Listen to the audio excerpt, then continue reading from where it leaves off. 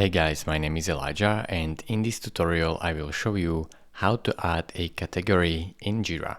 So first, navigate to the project where you want to add your category. Now, open up these More Actions and select Project Settings. Here, scroll down until you see Category and click on Choose Category. Here, Manage Categories. And now this will take you to the Add New Project Category page, and just simply add a new category. And here you can add a description of your category. Now simply click on Add right here. Now once it is added, as you can see, it will appear right here.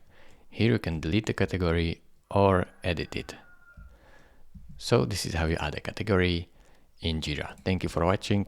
If this video was helpful to you, consider subscribing and liking this video, and I will see you in the next tutorial. Bye bye.